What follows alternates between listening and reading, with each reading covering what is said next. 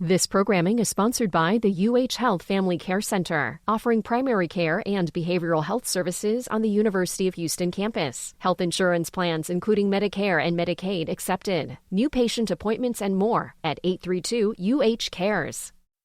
This is the Engines of Our Ingenuity, made possible by the Friends of KUHF Houston.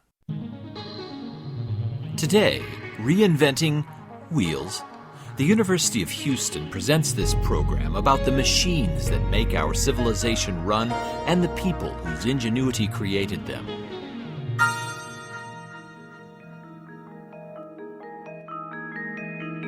For the non-mechanically inclined, peering under the hood of a car is a mildly distressing prospect.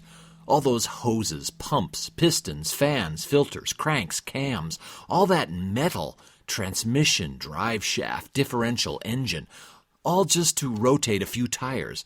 Isn't there a simpler way? Couldn't you just power the wheels directly with some sort of small motor? And why hasn't it been done? Well, like most bright ideas, it has been done, and a long time ago. Hub motors, also called in-wheel motors, were first patented in the 1880s. In 1899, the Viennese firm of Lerner & Company built a car powered by 4 battery-driven hub motors. It also had a gas engine, thus making it the world's first hybrid car. The mind that dreamed up such a mongrel belonged to none other than the legendary engineer Ferdinand Porsche. A hub motor is exactly as it sounds, a wheel with a motor inside of it. The motor works like any other electric motor, except in reverse. Instead of the axle turning, like on your electric drill, the body of the motor turns, just as your drill would try to spin in circles if you clamp the bit into a vise. Hub motors, like all motors, are as powerful as their copper-coiled windings allow them to be, and most have gears to increase torque. A car powered by hub motors is much lighter than even the smallest, most efficient gas-powered vehicle. That translates to tremendous fuel efficiency, the equivalent of hundreds of miles per gallon.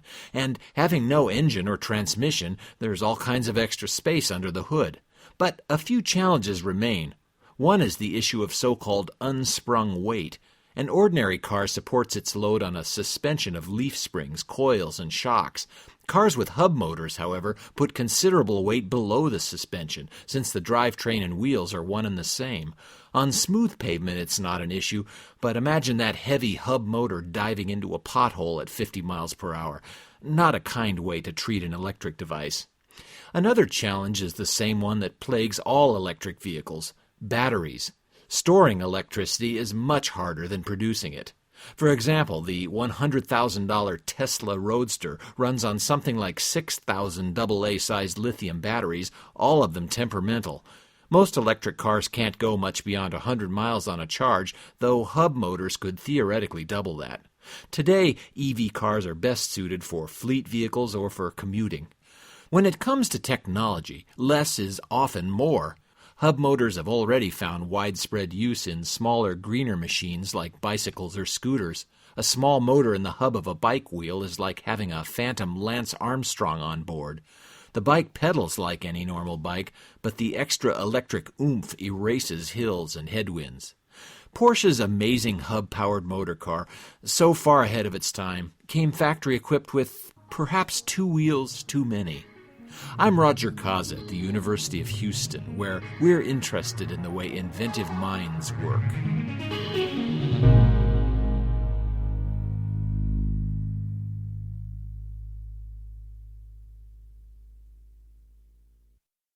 This programming is sponsored by Central Market, with spiral sliced and fire glazed ham, sparkling wines, flowers, and more. More details available at centralmarket.com.